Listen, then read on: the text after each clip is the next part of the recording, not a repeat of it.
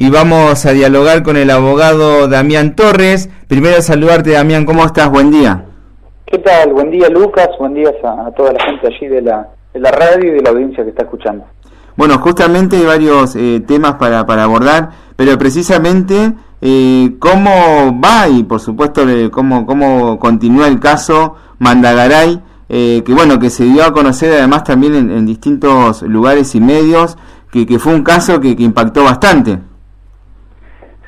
Sí, realmente tiene mucho impacto, no solo por lo que implica lo que es la muerte, digamos, de un joven que estaba llevando adelante un curso del COER, sino además también la forma en la que se desarrolló un curso que tenía que ser un curso de formación para agentes de este organismo, del COER, y termina siendo prácticamente un trato inhumano, cruel, que bueno, está muy digamos, alejado de lo que son las prácticas que deberían llevarse a cabo, ¿no? Uno sabe que la exigencia en un curso de formación de un del personal especializado, por supuesto que tiene ciertas exigencias. Bueno, acá lo que pasó es que se pasaron de los límites, se pasaron de la raya, a tal punto de que se dieron distintas situaciones en concreto de destrato hacia el personal,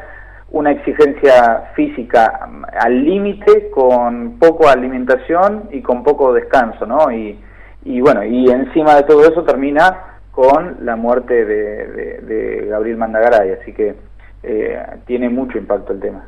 Bien, y ese tema, bueno, lo has dado a conocer a nivel nacional, y por supuesto que otro de los temas que se está tratando y que por supuesto se dio a conocer es justamente sobre el caso del doctor Lastra, y que bueno, justamente ayer hubo información. Sí, en el día del martes fue que presentamos el recurso de queja ante la Corte. Uh-huh. Bueno, como siempre dije desde el momento que tuvimos este caso, ¿no? A ver, estamos hablando de un médico que fue juzgado en Cipolletti por no continuar con un aborto en curso de una joven que estaba de más de 5 meses y medio y que además estaba con valores médicos como taquicardia, fiebre 39 grados y medio y 17.500 glóbulos blancos, ¿no? Cuando le hace los estudios.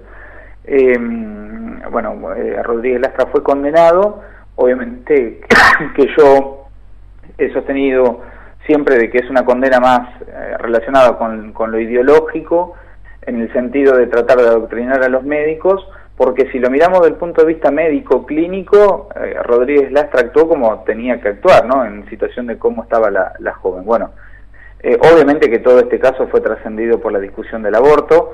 El caso se inició en 2017 y el juicio fue en 2019. En el medio tuvimos toda la discusión del aborto y de la primera ley, digamos, que no termina a sancionarse. Bueno, esa sentencia es más una sentencia de proclamación de derechos que el análisis del caso en sí, ¿no? De lo que establecía. Así que lo que estamos haciendo es ir a la Corte Suprema para que analice el caso y que lo analice también desde el punto de vista médico, y le planteamos este dilema a la Corte. ¿Qué tiene que hacer un médico que encuentra con estos valores y estas situaciones? Valores me refiero a esto, ¿no? Fiebre alta, glóbulos blancos altísimos, taquicardia, la joven colocada con suero colocado, que incluso venía de un intento de aborto clandestino con un grupo feminista, ¿no? Entonces, ¿qué tiene que hacer el médico en ese punto? Tiene que hacer el aborto a como dé lugar, sin analizar desde el punto de vista médico y sin resguardarle a la mujer de los riesgos que pueda correr, o tiene que actuar conforme médico, estabilizar a la mujer como hizo Rodríguez Lastra y procurar su salud. Este es el dilema que le planteamos a la Corte, y es obviamente la respuesta nuestra es: de ninguna manera podía continuar con ese aborto en curso porque estaba en riesgo la vida de la mujer, y después se hubiese dicho que era una muerte más de una mujer por un aborto clandestino. Entonces, esperemos a ver si la Corte toma el caso y lo analiza, ¿no? Que sería muy importante. Bien, y para que la gente que está escuchando tenga conocimiento y que no sabe, ¿cómo continúa esto? ¿Hay que esperar un tiempo? Sí, la Corte uno nunca sabe. Lo puede tratar en poco tiempo, lo puede tratar en mucho tiempo. Son cosas que no se pueden tener claridad. Hay causas que han tramitado entre 1 y 2 años, lo más simple, y hay otras causas que han tramitado durante muchísimos más años. Y después puede tramitar muchos años y la Corte decir de que no se va a meter y rechazarlo por una cuestión de forma, o puede tardar menos años y meterse y tratar el fondo de la cuestión. Es algo que ya, digamos, no se puede prever ese punto. Veremos qué es lo que hace. Bien, en tus redes sociales se puede observar también que vos tocaste un tema que es fundamental también, que es lo cultural. ¿Cómo se analiza este tema?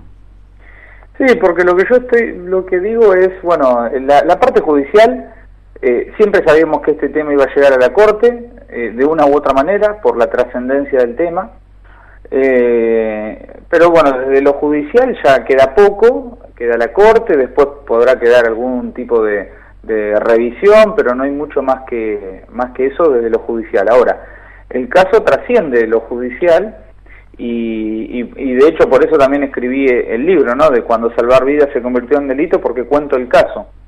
Y creo que todo esto va a terminar en o tiene una impronta también de lo que es la visión cultural, ¿no?, de todo lo que se ha generado a partir, no solo de este caso, sino también de lo que implica la legalización del aborto. Y lo que yo planteo es que, bueno, cuando ya no queden igual más remedios judiciales y en algún momento no se da vuelta esta condena injusta, sí lo que queda es esa batalla cultural, ¿no?, de mostrar este caso como para que se vea lo irracional de cómo, por tratar de querer justificar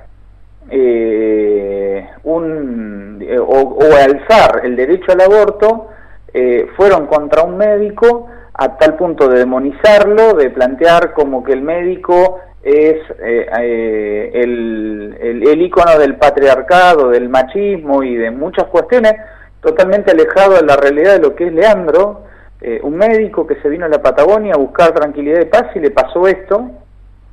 Pero además también del dilema este mismo que yo te decía, Lucas, de los médicos, ¿no?, de que también entra en juego las posiciones absolutas y las posiciones irracionales terminan poniendo en juego también lo que es, en este caso, el criterio médico, que es ni más ni menos lo que hizo Rodríguez Lastra. Claro, la gente y los medios que tomaron esto hablaron siempre de Rodríguez Lastra como esto, como el demonio, básicamente. Pero el caso, lo que plantea es un dilema médico. ¿Qué hace un médico con un embarazo de casi 6 meses y con una joven que le llega con suero colocado, en un estado de salud complejo, que cuando le hacen los laboratorios en ese momento le da glóbulos blancos altísimos? Entonces, ¿qué hace? ¿Cumple con este derecho al aborto, digamos, de manera irracional y irrestricta? ¿O lo primero que tiene que tratar de hacer es estabilizar a la mujer para que ella esté bien y después ver de analizar?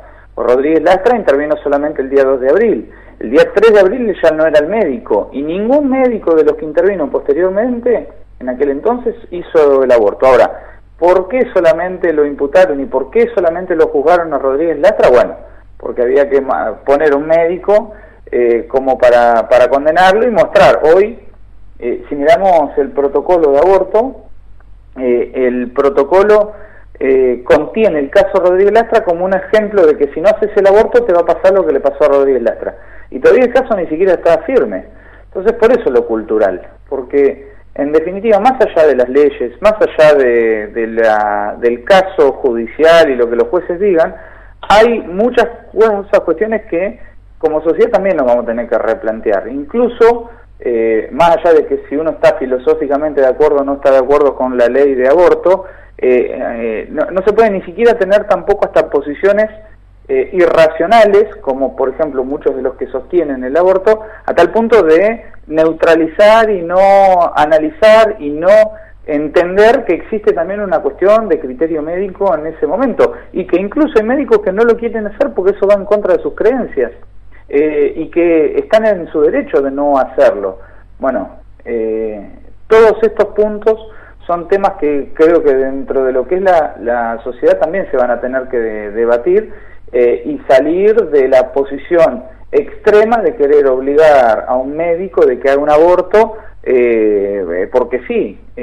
Imagínense de que si uno es vegano y lo quieren obligar a comer carne, eso te va a afectar. Bueno, a un médico que está convencido que la vida comienza desde la concepción, hacer un aborto implica un daño gigantesco para él. Bueno, todos estos puntos son parte de la discusión cultural que se va a dar, que además también va a derivar en discusiones judiciales seguramente, ¿no?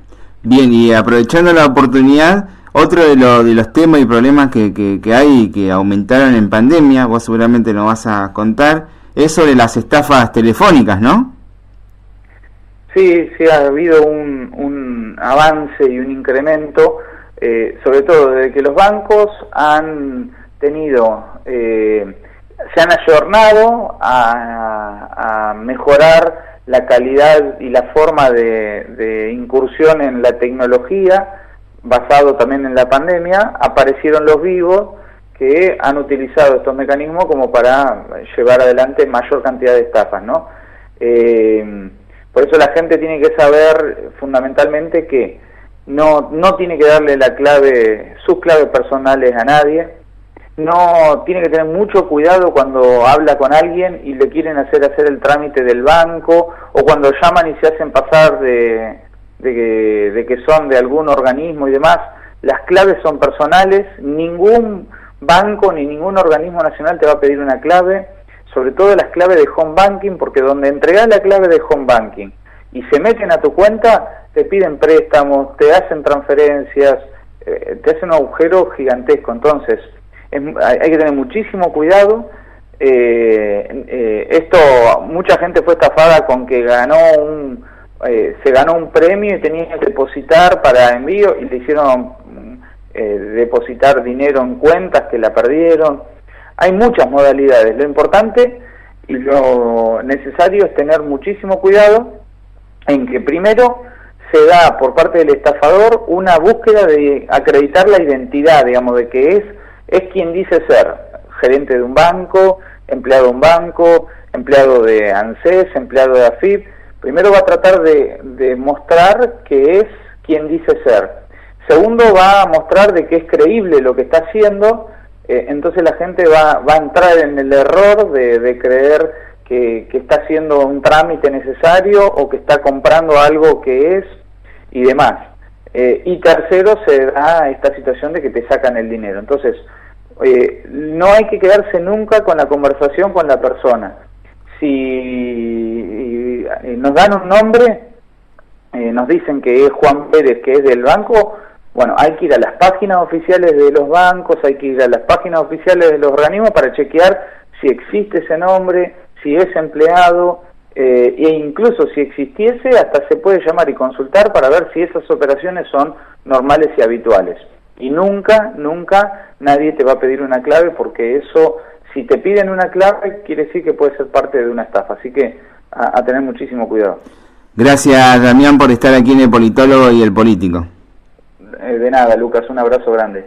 Damián Torres, quien es abogado y precisamente lleva a cabo varios casos, precisamente a nivel provincial, a nivel nacional y a nivel local. Además habló de este tema de las estafas telefónicas, que es un problema actual y que hay que tener mucho cuidado. Estuvo aquí en FM La Costa.